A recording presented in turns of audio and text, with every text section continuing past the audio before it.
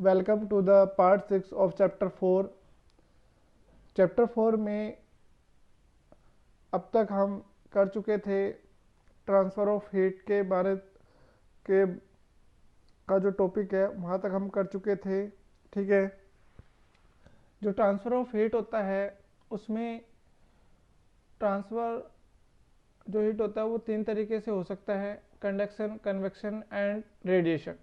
ठीक है, तो क्या होता है, इन तीनों मेथड्स को शो करने के लिए हमने आपको एक एक्टिविटी बताई थी जिसके अंदर एक टीचर होते हैं, वो क्या करते हैं, नोटबुक डिस्ट्रीब्यूट करते हैं अमॉन्ग द स्टूडेंट्स। तो पहले एक्टिविटी में उन्होंने दिखाया था कि टीचर और जो स्टूडेंट्स होते हैं वो अपनी जगह पर से हिलते नहीं हैं, सिर्फ बुक्स को पास ऑन करते हैं। मतलब एक बच्चा बुक लेगा, वो फिर दूसरे बच्चे को देगा, फिर वो तीसरे बच्चे को देगा। और दूसरे में हमने ये किया था कि टीचर एक जगह खड़े रहेंगे और जो स्टूडेंट्स हैं वो बारी बारी से आएंगे और अपनी अपनी नोटबुक लेकर चले जाएंगे। तीसरे एक्टिविटी में, मतलब तीसरे पार्ट में, हमने ये देखा था कि भाई जो टीचर है और स्टूडेंट है वो अपनी जगह पर एज इट इज़ रहते हैं दूर दूर, और टीचर जो है उन बच्चों की जो नोटबुक्स हैं उनको एयर में थ्रो करते हैं ताकि वो उनके पास पहुंच जाए। तो ये तीनों ही एक्टिविटीज़ जो होती हैं बुक्स, टीचर और स्टूडेंट की, ये आपको ट्रांसफ़र ऑफ हीट को क्या करती हैं, समराइज करती है। ठीक है, तो सबसे पहले हम ट्रांसफ़र ऑफ हीट में करते हैं कंडक्शन। तो क्या होता है कंडक्शन, तो आइए देखते हैं।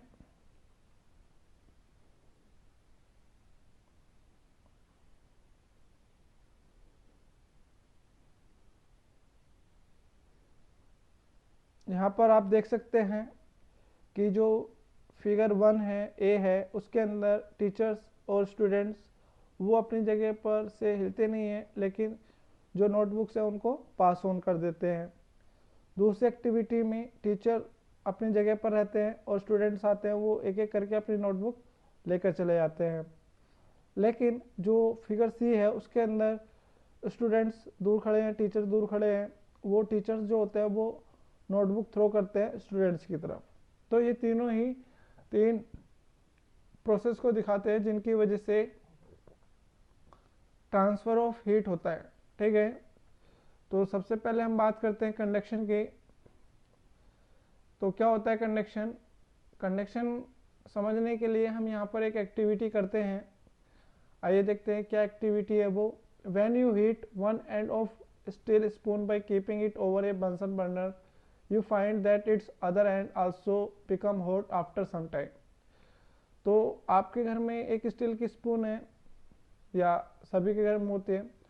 ठीक है, आप क्या करते हैं, स्टील की स्पून लेते हैं, उसको एक तरफ से पकड़ लेते हैं और दूसरी तरफ से उसको बर्नर के ऊपर रख के गर्म करते हैं। ठीक है, तो आप देखेंगे कुछ समय बाद जो स्पून है उसका दूसरा एंड, मतलब जिस तरफ से आपने उसको पकड़ रखा है उस तरफ से भी वो गर्म हो जाती है। ठीक है, in this case heat is transfer from the hot end of the spoon to the cold end by conduction. तो इस केस में आप कह सकते हैं कि जो हीट है वो गर्म सिरे से ठंडे सिरे की तरफ क्या करती है, ट्रांसफ़र करती है by the method of conduction. तो आप कह सकते हैं conduction is the process of transfer of heat in a body from the hotter end to the colder end without any actual movement of the molecule of the material. तो जो conduction होता है इसके अंदर जो हीट का transfer होता है वो गर्म सिरे से ठंडे सिरे की तरफ होता है, लेकिन इसमें क्या होते हैं, जो मटेरियल, मतलब जैसे स्टील है, हर एक सब्सटेंस को मटेरियल बोला जाता है, वो पार्टिकल से मिलकर बना होता है। जो पार्टिकल्स हैं वो मूव नहीं करते हैं। तो compare this method to handling over the notebooks to the first student and asking them to pass it on to the next student in the previous activity. तो इस प्रोसेस को हम जो टीचर डिस्ट्रीब्यूट कर रहे थे नोटबुक स्टूडेंट्स को उससे कंपेयर करते हैं। तो ये किसके साथ मैच करती है, फर्स्ट एक्टिविटी के साथ, जो फिगर ए था, जिसमें क्या होता है, टीचर और स्टूडेंट अपनी जगह से नहीं हिलते हैं, मीन्स मूवमेंट नहीं करते हैं, और वो क्या कर देते हैं, नोटबुक को डिस्ट्रीब्यूट कर देते हैं। एक बच्चे को देते हैं, वो बच्चा फिर दूसरे बच्चे को देता है, फिर वो तीसरे बच्चे को देता है। इस तरीके से वहाँ पर बिना हिले ही, ना तो टीचर हिलते हैं और ना ही स्टूडेंट हिलते हैं, और सबकी नोटबुक भी डिस्ट्रीब्यूट हो जाती है। उसी तरीके से जो हीट है वो भी ट्रांसफ़र हो जाती है, लेकिन जो मॉलिक्यूल्स हैं मटेरियल के, वो अपनी जगह से नहीं हिलते हैं, मतलब वो मूव नहीं करते हैं। तो इस तरीके से, और हमें पता है कि जो पार्टिकल्स हैं वो किसके अंदर मूव नहीं करते हैं, सॉलिड स्टेट के अंदर। तो transfer of heat by the process of conduction take place only in solid. तो हम कह सकते हैं कि जो हीट का ट्रांसफर होता है कंडक्शन के थ्रू, वो सिर्फ सॉलिड्स के अंदर ही हो सकता है।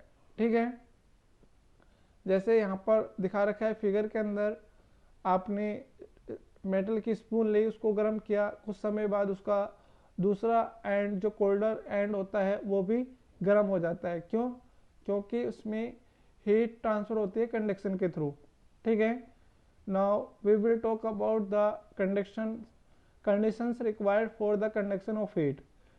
ठीक है, तो क्या क्या कंडीशन होती है कंडक्शन होने के लिए, जब कंडक्शन के थ्रू हीट का ट्रांसफर होता है तो उसके लिए क्या क्या कंडीशन चाहिए। Heat can be conducted from one body to another body only when they are, जो हीट है वो कंडक्शन के थ्रू एक बॉडी से दूसरी बॉडी में तभी जा सकती हैं, are in contact with each other, जब दोनों बॉडी एक दूसरे के कॉन्टैक्ट में होती हैं, मतलब दोनों को मिलाकर रखा गया हो। ठीक है, जब, और दूसरा एट डिफरेंट टेम्परेचर, दोनों बॉडी के टेम्परेचर्स में डिफरेंस होना चाहिए, मतलब एक का टेम्परेचर ज़्यादा होना चाहिए और एक का टेम्परेचर कम होना चाहिए, तभी हीट का ट्रांसफ़र होगा। अगर दोनों बॉडी का टेम्परेचर सेम हो गया तो वहाँ पर हीट का ट्रांसफ़र नहीं होगा। ठीक है, तो आप देख सकते हैं कि कंडक्शन के लिए क्या होना चाहिए, दोनों ऑब्जेक्ट्स के एक दूसरे से मिलकर रखे हुए होने चाहिए। ठीक है, दूसरा दोनों बॉडी के टेम्परेचर्स में डिफरेंस होना चाहिए। ठीक है, now we will show an activity that heat travels through solid only by conduction. तो क्या होता है, हम एक कॉपर रोड लेते हैं, वैक्स लेते हैं, आयरन स्टैंड लेते हैं, आयरन नेल लेते हैं, बर्नर लेते हैं। तो क्या होता है, take a flat copper rod and fix some small iron nails at equal gaps on it with the help of molten wax। तो हम क्या कर देते हैं, एक सीधी क्या लेते हैं, सीधी का फ्लैट का मतलब होता है सीधी कॉपर की एक रोड लेते हैं, उसके ऊपर क्या करते हैं, मोल्टन वैक्स लगाते हैं। मोल्टन वैक्स की मदद से फिर हम उसके ऊपर समान दूरी पर, मतलब सेम डिस्टेंस के गैप, या गैप कह सकते हैं या डिस्टेंस कह सकते हैं आप, वहाँ पर आयरन नेल को लगा देते हैं। ठीक है, this copper road along with its iron nail, फिर ये कॉपर रोड जिस पर हमने आयरन नेल्स लगा दिए हैं, it is clamped to the iron stand as shown, फिर हम उसको स्टैंड पर कस देते हैं। ठीक है, now heat the free end of the copper road by keeping the burner below it. फिर हम क्या करते हैं, जो कॉपर रोड का फ्री एंड होता है उसके नीचे बर्नर रखते हैं और उसको गर्म करना स्टार्ट कर देते हैं। फिर हम ऑब्जर्वेशन करते हैं, क्या ऑब्जर्व करेंगे, you will see that nails nearest to the heated end of the rod fell down first, then the next, finally the nail farthest from the flame drops at last। तो जब आप उसको गर्म करना स्टार्ट कर देते हैं तो आप देखेंगे जो गर्म सिरे के सबसे पास होता है, जो नेल गर्म सिरे के सबसे पास होती है वो सबसे पहले गिरती है, फिर उसके बाद दूसरी गिरती है, फिर ऐसे करते करते जो सबसे लास्ट में होती है वो सबसे लास्ट में ही गिरती है। क्यों? क्योंकि हीट के ट्रांसफर से क्या होता है, मोम पिघल जाता है, और मोम पिघल जाता है तो जो कील है आयरन नेल वो नीचे गिर जाती है, जैसे कि यहाँ पर दिखाया गया है। पहले आपने कॉपर रोड लिया, उसके ऊपर मोम लगाया, मोम लगाने के बाद उसके ऊपर आपने आयरन नेल को फिक्स किया, फिर हमने उसको स्टैंड पर लगाकर बर्नर से गर्म किया। तो जैसे ही बर्नर से हम उसको गर्म करते हैं तो जो कॉपर रोड है वो गर्म होने लगेगी, जिसकी वजह से जो वैक्स होता है वो पिघलने लगता है, और जब वैक्स पिघल जाता है तो आयरन नेल धीरे धीरे करके नीचे गिरने लग जाती है, क्योंकि जो हीट है वो ट्रेवल करती है कहाँ से, hot end to colder end, ठीक है, वो गर्म सिरे से ठंडे सिरे की तरफ क्या करती है, ट्रांसफर करते हैं हीट, ठीक है। तो reason the burner is placed below the free end of copper rod this end get heated, तो इसलिए हमने क्यों किया, क्योंकि जब हमने बर्नर को कॉपर रोड के फ्री एंड के नीचे रखते हैं, this end get heated first whereas the other end remains cold, तो ये जो सिरा है ये सबसे पहले गर्म होगा और जो दूसरा सिरा है वो ठंडा रहता है। Then heat travels gradually from the hotter end to the copper rod to its colder end melts the wax which holds the nail, तो फिर क्या होता है, जो हीट है वो धीरे धीरे ट्रेवल करती है गर्म सिरे से ठंडे सिरे की तरफ, एंड जो वैक्स होता है वो मेल्ट हो जाता है और जो आयरन नेल्स होते हैं वो नीचे गिर जाते हैं। Due to this iron nail falls down one by one, तो जब वैक्स मेल्ट हो जाता है तो इस वजह से जो आयरन नेल्स है वो धीरे धीरे करके एक एक करके नीचे गिरने स्टार्ट हो जाते हैं। कंक्लूजन, तो इससे हमने क्या निष्कर्ष निकाला या इससे क्या रिजल्ट निकलता है, we concluded that heat is transferred from hotter end of the copper rod to its colder end by the process of conduction, so heat travels through solid by conduction, तो इससे हम ये कंक्लूड निकाल सकते हैं कि जो हीट होती है वो hotter end of the copper rod से colder end of the copper की तरफ कंडक्शन के थ्रू ट्रेवल करती है, और जो हीट होती है सॉलिड के अंदर वो सिर्फ कंडक्शन के थ्रू ही ट्रेवल होती है या ट्रांसफर होती है, ये हमने इससे कंक्लूड निकाला। तो आप कह सकते हैं conduction take place only in solids, तो कंडक्शन के बेस पर जो सब्सटेंस होते हैं उनको हम good and bad conductor of heat के तौर पर भी देख सकते हैं।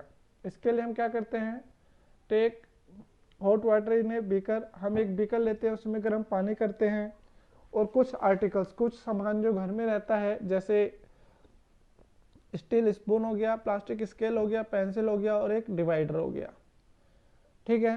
Now one end of each of the article dipped in the hot water, तो हम क्या करते हैं, इन आर्टिकल्स का जो एक सिरा है वो गर्म पानी में डुबो देते हैं, जैसे कि यहाँ पर दिखाया गया है। बीकर के अंदर गर्म पानी है, उसके अंदर हमने चारों चीज़ों को लिया और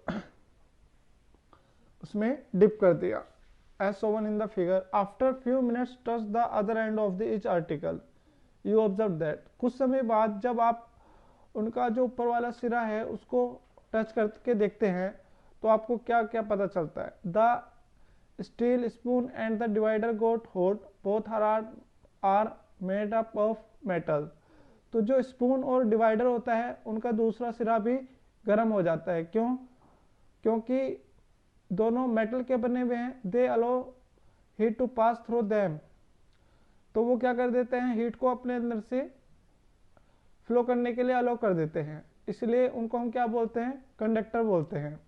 तो जो सब्सटेंस अपने अंदर से हीट को फ्लो करने के लिए अलो कर देते हैं उनको हम क्या कर देते हैं, कंडक्टर बोलते हैं, ठीक है। The plastic scale and the plastic pencil do not get hot, the scale is made up of plastic whereas the pencil is made up of wood, both plastic and wood do not allow heat to pass through them, they are called insulator। तो क्या होता है, जो plastic और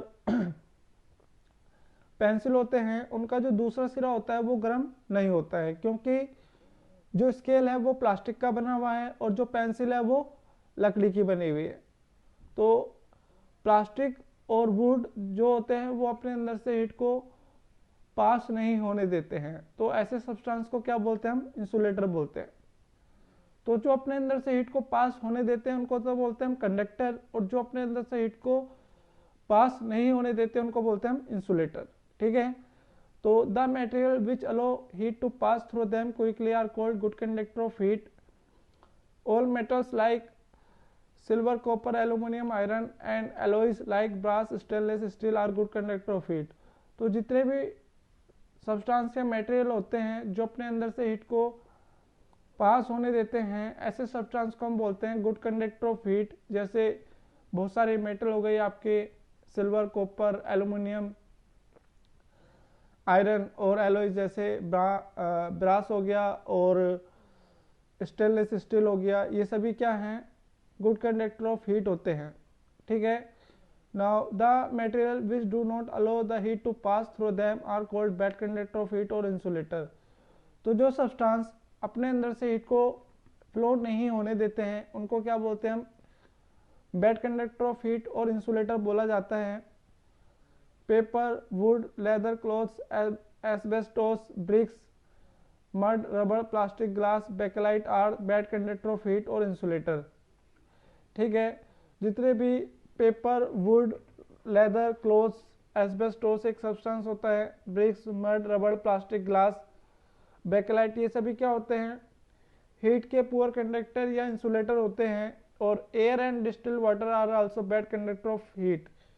जो air और distil water होता है वो भी हीट के बैड कंडक्टर होते हैं। Most liquids and gas are poor conductor of heat. और आप कह सकते हैं कि जो मोस्ट लिक्विड और गैसेस होते हैं वो भी हीट के पुअर कंडक्टर होते हैं। तो यहाँ पर हम एक एक्टिविटी करेंगे जो आपको ये शो करता है कि जो प्योर वाटर होता है वो बैड कंडक्टर ऑफ हीट होता है। तो हम क्या करते हैं, डिस्टिल वाटर लेते हैं, एक आइस क्यूब लेते हैं, वायर गोज लेते हैं और टेस्ट ट्यूब होल्डर लेते हैं, बॉइलिंग ट्यूब लेते हैं और बंसन बर्नर लेते हैं। तो मेथड में क्या है, fill 3/4 of boiling tube with water, wrap a piece of ice cube in a strip of wire gauze and put it into the boiling tube. Now tilt the boiling tube and heat it near its mouth with the help of Bunsen burner until the water starts boiling।